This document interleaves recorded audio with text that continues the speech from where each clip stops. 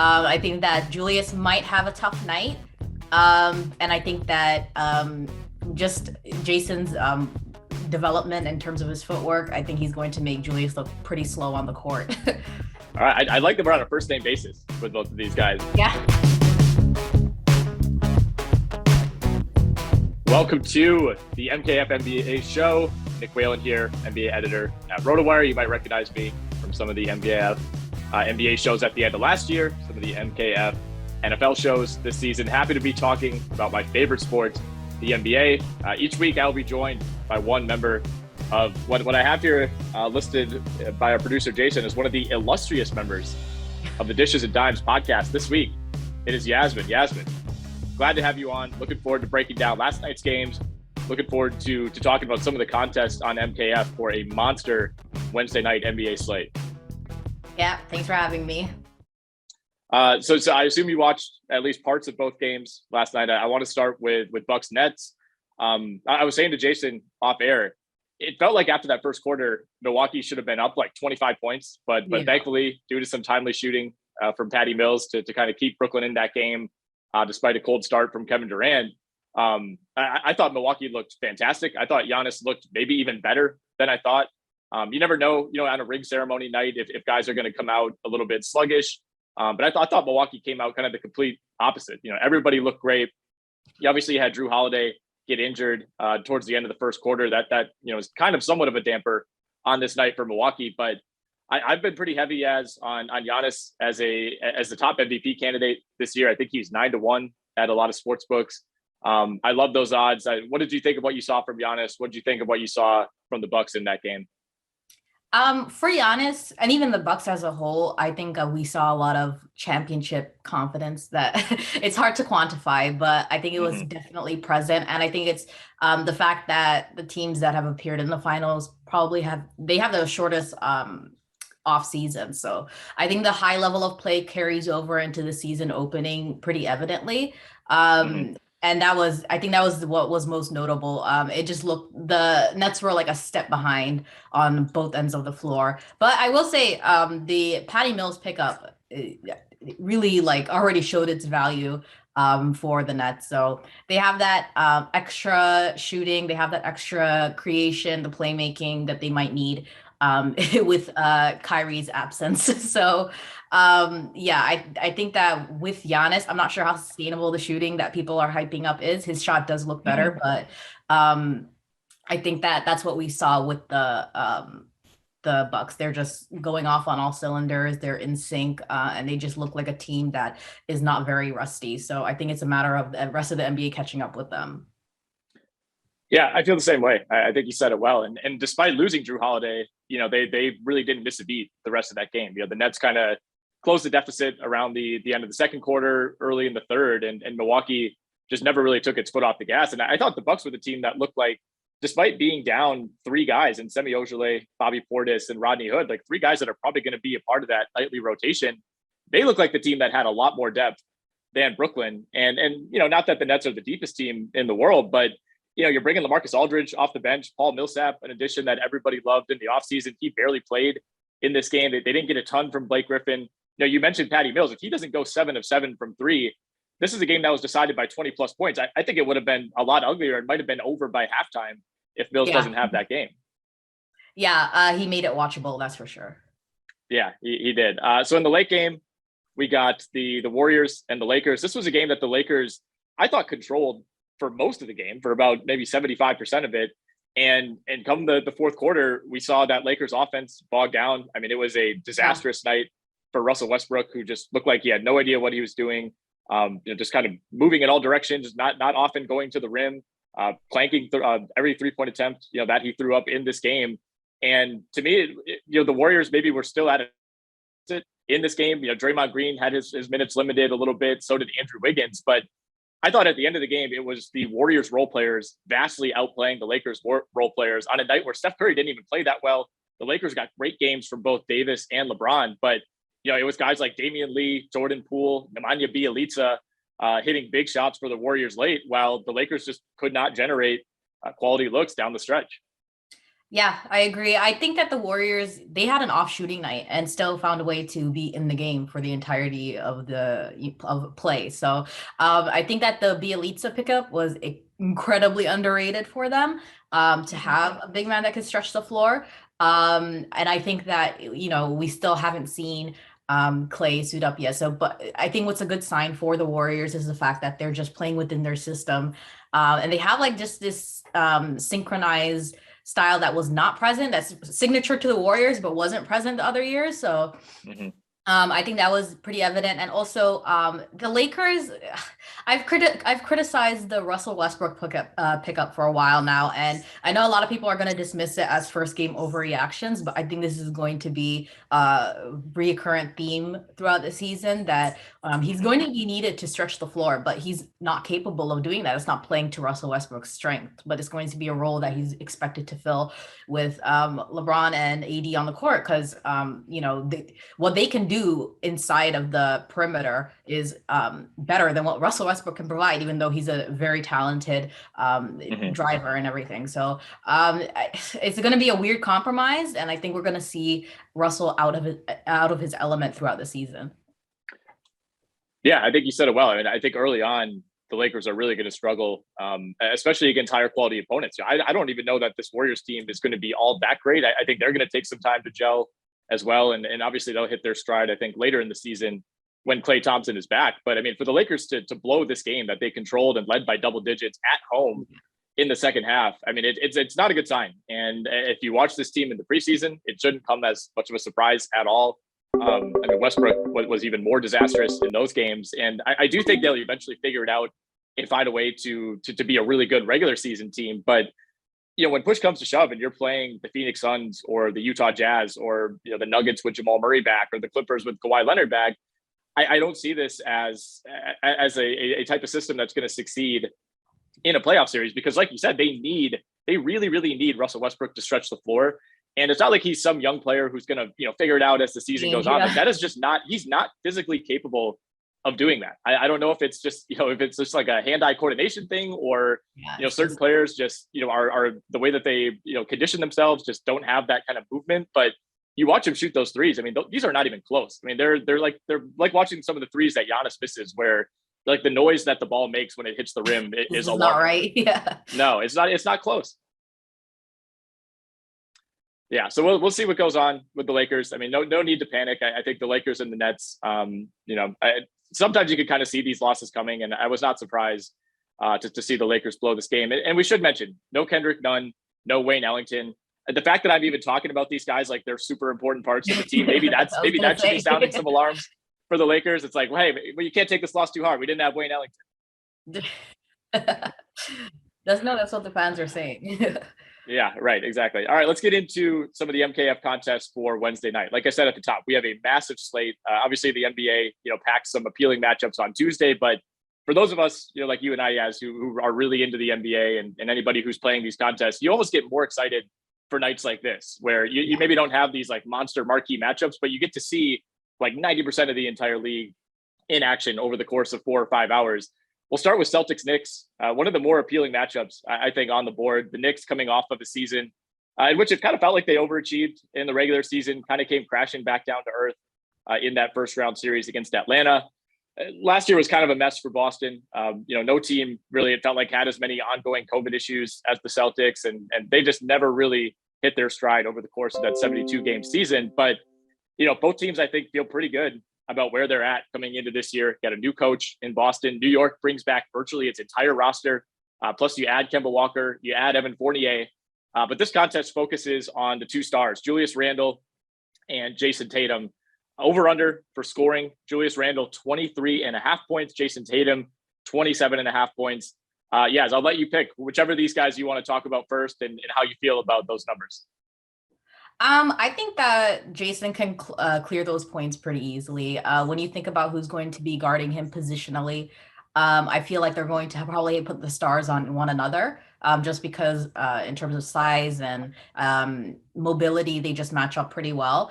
And as we know, Jayson Tatum is one of the best forward defenders in the NBA. So I think that Julius might have a tough night. And I think that just Jayson's development in terms of his footwork, I think he's going to make Julius look pretty slow on the court. All right, I like that we're on a first name basis with both of these guys. Yeah. So you're going under on Julius Randle, 23 and a half. Under on Julius Randle, is that right? Sorry? Under on Randle. Nick, your audio just cut out for a second. If you just want to pick up from, okay, sorry. There you go. Blame the AirPods. Am I back? You're back. Yeah. Okay, nice. We're back. All right. Well, we're going under on Randle. I don't know how to feel about this one. I would kind of like to think that last season was the peak of Julius Randle's career. It's like, can he possibly replicate that? Everything's running through him. He barely missed any time in a season where pretty much every other star was missing time. But I mean, the Knicks treated their last couple preseason games like regular season games. And Julius Randle looked a lot like the Julius Randle from last year. You know, these like 25, 11, and 6 every single night. So I'm inclined to believe that he's at least going to try to pick up where he left off. But I think I will side with you on this one. Yaz, the Knicks are so deep, right? Like, I don't know that they need Julius Randle to be taking like 22 shots a night like he was last season. They have more options. I think some of the scoring burden will be off Julius Randle. And I'm going to go more with you on Tatum as well. I think Jaylen Brown is probably going to play in this game, still questionable. Been dealing with a positive COVID-19 test. Even if he does play, you have to wonder what's his conditioning level. You know, there was a quarantine period. Obviously, Jayson Tatum himself dealt with COVID-19 at the beginning of last year and later said, you know, I didn't feel like myself for weeks after. So even if Jaylen Brown does play in this game, maybe you can't depend on him for his normal scoring load. Let's go to one of the games in the Western Conference. We got the Suns, the defending Western Conference champions, and the Denver Nuggets. The numbers for Nikola Jokic and Devin Booker: Jokic 26.5 is the line, and Devin Booker 27.5. How do you feel about these? 27.5 for Booker, you said? 27.5 for Booker, 26.5 for Jokic. I'm going to go under on Booker because I do think that Denver has the correct like players to throw at Booker to make it a little more difficult for him to clear that.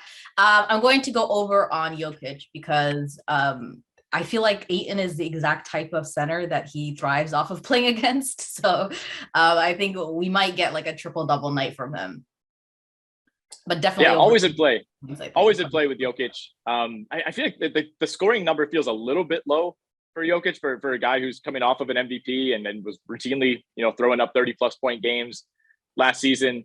So I like your picks there. I mean, with Booker, obviously a guy who's capable of going for 30-plus on any night, but I also think the Suns, much like the Bucks, I think they're a team that brings back virtually everyone and can kind of pick up where they left off. And I don't know that they necessarily need massive scoring nights from Devin Booker. I think you have other options on that team.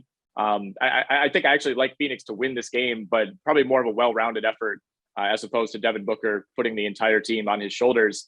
I would be remiss, if we did not talk about Toronto Raptors. They get a monster matchup. This is going to be, I'm surprised this one's not the featured game on ESPN or TNT tonight. We got the Washington Wizards in town to face the Toronto Raptors. We got lines for both Fred VanVleet and Bradley Beal. We can start with VanVleet. I assume you have much stronger feelings about this one than you do Bradley Beal. VanVleet's scoring line is set at 20.5 on MKF. Okay. Okay. Actually, I know the answer for this one because the Raptors did play the Wizards in the preseason, and they had Scotty Barnes on Bradley Beal. They had 6'7", like 220-pound Scotty Barnes running around with Beal, and it actually made his life a living hell that night because I think he went like 0-7 from the court or something. VanVleet tends to take matchups with other opposing star guards pretty seriously. I feel like this is the exact type of night where you're going to see him shine. I don't know if the Wizards have the correct guards that can deal with VanVleet. I can see him, you know, he's surrounded by screeners on the team now since the Raptors are just, you know, hoarding these small forwards. So I think that, I think I'm going to go over for Fred and under for Beal. I like it. I'm inclined to lean the same way. I don't have quite the same insights as far as, you know, Scotty Barnes making Bradley Beal's life a living hell, but I love the idea of that. And I think it almost feels like Nick Nurse, all he had to do was see Scotty Barnes in like 2 practices, and he was like, I need to play this guy. And I do wonder how that's going to work out once Siakam is back. But it does sound like they're getting Chris Boucher back for this game. Somebody who's going to be in the rotation at power forward, one of like 7 positions that Scotty Barnes can seemingly play for this team. Looking back to last season, Beal had a 28-point game against Toronto. In their more recent matchup, he had a 24-point game. So for a guy that was, in the 30 points per game range every single night, Toronto did a pretty good job, relatively speaking, of limiting Bradley Beal. So I think you're on the right path there. And to me, 20.5, that seems like a pretty generous number for Van Vliet, right? I mean, no Kyle Lowry, no Pascal Siakam. I think I would be pretty surprised. I feel like if Van Vliet doesn't get to 21 points, it won't be because he wasn't aggressive enough. It will be just because he has an off shooting night. Yeah. Or they get ahead early in the game. So I think that Fred can average that for the year. So I wouldn't be too surprised. He hasn't been off from that far from last season. So right. I feel like most people are expecting, a 2 to 3 point per game increase with the absence of Lowry and of course early on no Siakam. Where do you come in on the Raptors overall, by the way, before we move on? I was looking at their win total yesterday. I think the number was like 34.5. Which, this is no longer the Andrea Bargnani 2008 Raptors. Like, this is a team that for the last decade, has easily cruised over that.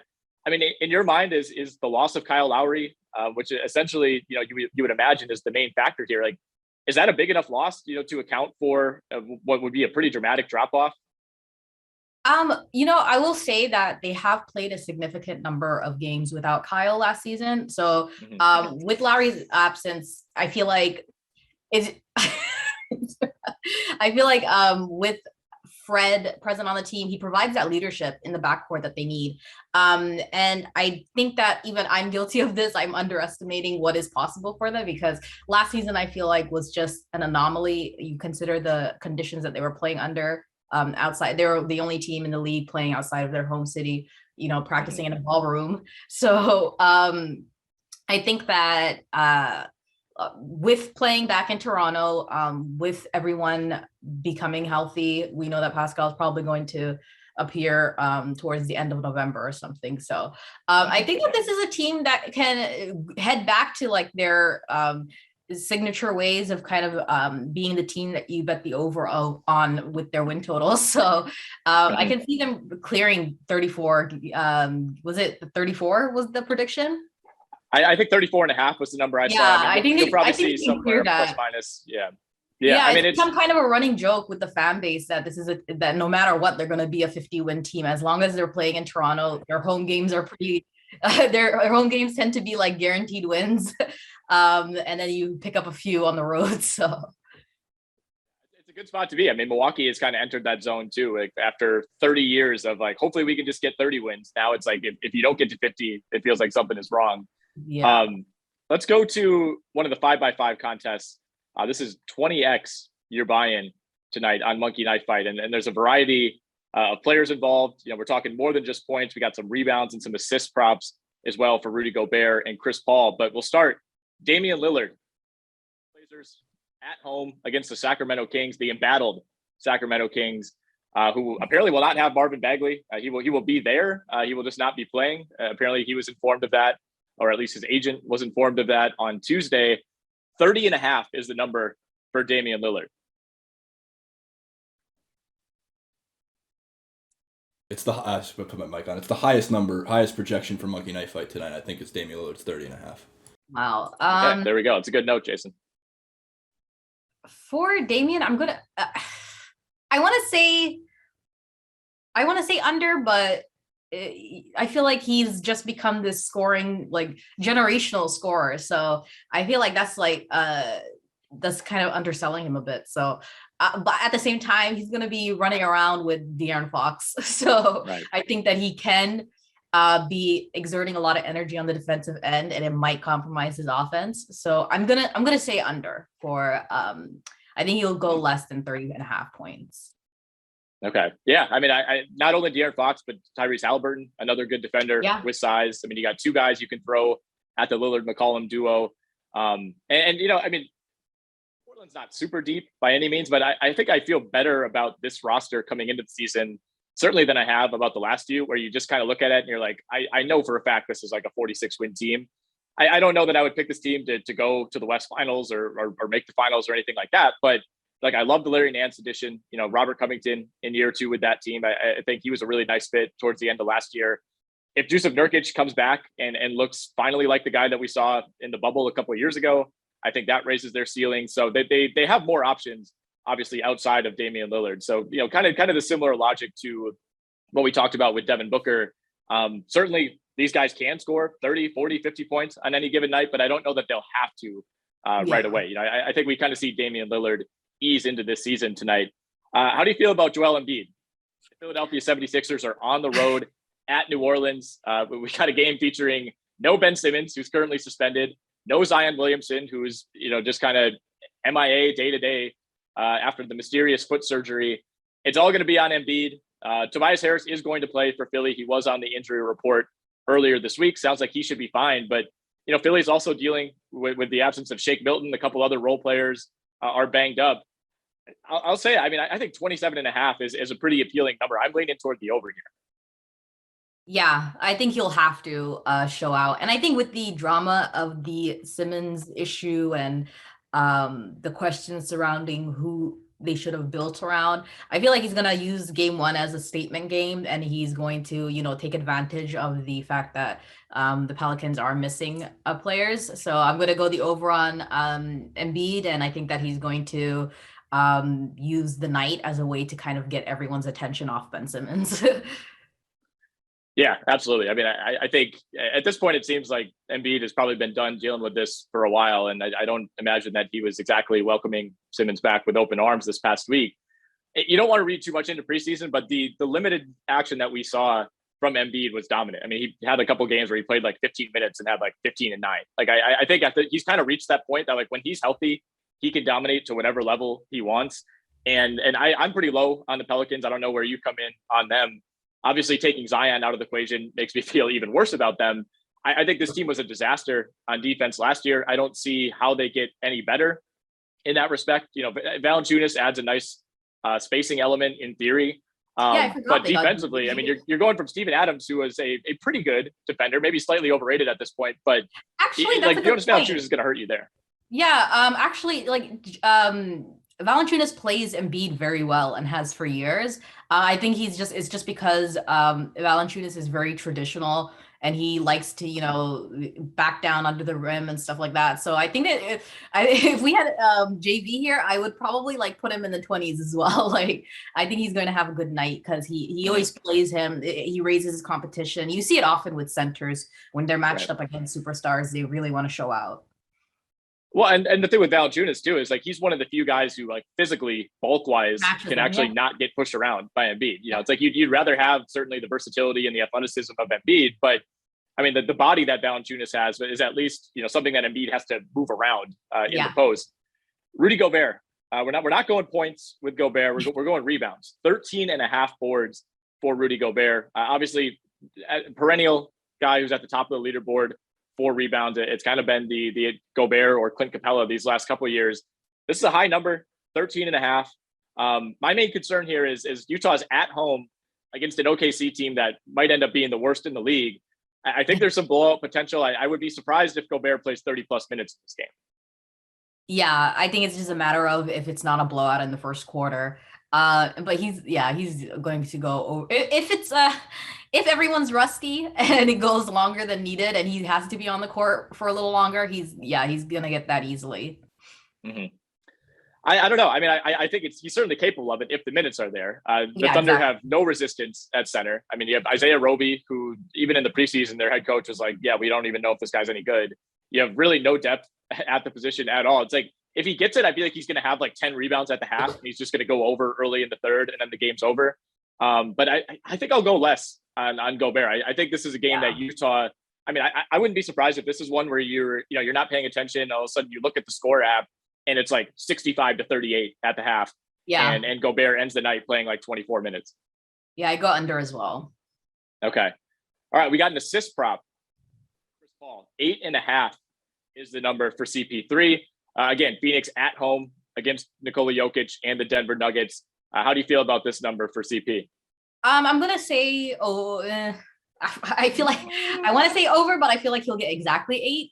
So I'm gonna say over. I'll go under because I feel like this is a game where Booker might be stifled a little bit, and I feel like it's a good night for Mikal Bridges to kind of show out. So I think that because of that reason, we can see Chris Paul dishing out a lot of catch and shoot threes to the other players just to supplement from the lack of self-creation that Booker might be capable of on a night like that. So I'm going to go on the over for Paul.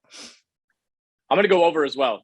He was carving teams up in the preseason. And again, I feel like I'm like putting way too much stock into like a couple preseason games that I watched, but he racks up assists at will. I mean, it's kind of like Gobert with rebounds in some ways, where it's like Chris Paul will have as many assists as he wants to have. It's just a matter of how engaged is he feeling? How many minutes is he playing? But I think this is going to be a really fun back and forth game. I think it's going to be high scoring. And I think he ends up playing enough minutes to go over here. All right. We already talked about Brad Beal, 27.5. We like less on Beal. We think he's going to be in the Scotty Barnes torture chamber tonight. That wraps it up for MKF picks. But, before we get too deep into the season, only 4 games have played. So I don't think it's too late to officially get some predictions on the record. Who wins the East and who wins the West for you, Yas? Oh, okay. For the East, I'm going to play it safe and say the defending champions will be back in the finals. Only because I just feel like, barring issues with health, I just feel like everything is the ecosystem is just perfect for the Bucks to find themselves in the finals again. The competition in the East is very dense in the middle.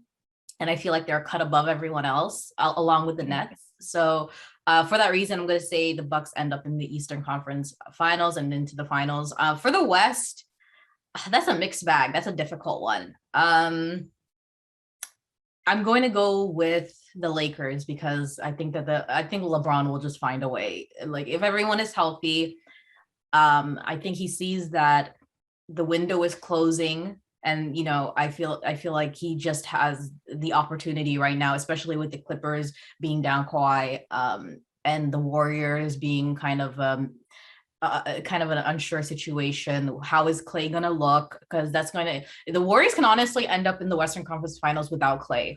But I think that in terms of competing, and if it's a Warriors-Lakers conference finals, they're going to need that extra push, and we're not sure about that. So I'm going to say the Lakers, and if Klay Thompson looks like Klay Thompson, I'm going to say the Warriors end up in the finals.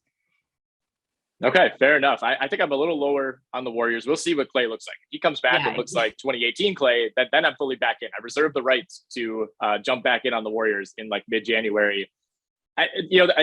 I go back and forth on the West. First of all, I'm with you on the East. I think the Bucks are going to get there. I think it's going to be Bucks Nets again, and it might come down to which team is healthier at that point. It's pretty much impossible to pick between them. I think that could be a 7-game series, and I wouldn't be surprised at either result.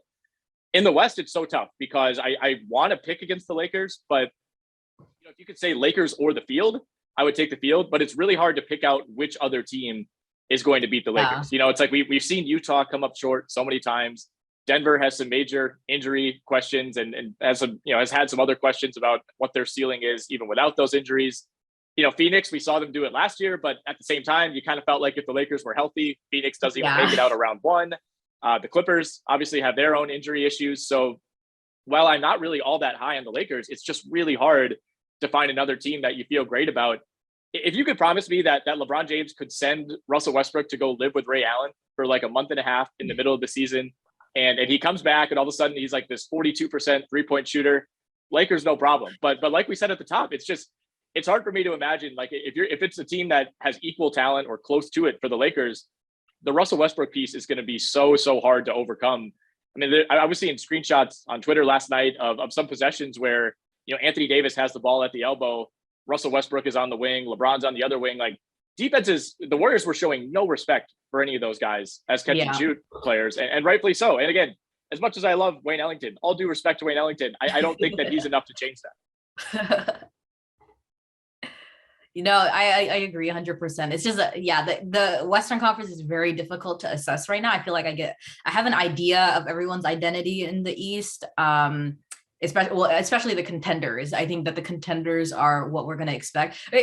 Kyrie's like a confusing element. I think that's also a part of it that makes it more difficult. I think that's why I'm excluding the Nets. If Kyrie was all in, if he was vaccinated, I think that I would be choosing the Nets to, but then again, also health is an issue with them in general. So, right. Yeah, I feel like just the Bucks pick feels right, whereas the Lakers pick is kind of like, I guess. Yeah, right, exactly. And especially after last night, right? It's like now, after seeing the Bucks play last night, I'm like 100%, they're all in. They might go 82-0. We'll see. Yeah, exactly. And I feel like even worse about the Lakers after watching that second half. But all right, guys, we're out of time. This was super fun. Glad we got to talk some picks with you, talk some season-long predictions here on the MKF NBA show. We'll be doing this every Wednesday through the first couple months of the season, and then we'll kick it into high gear once football wraps up, and hopefully move this up to 2 or 3 times per week. But this was a great time, and looking forward to next week. All right, until next time.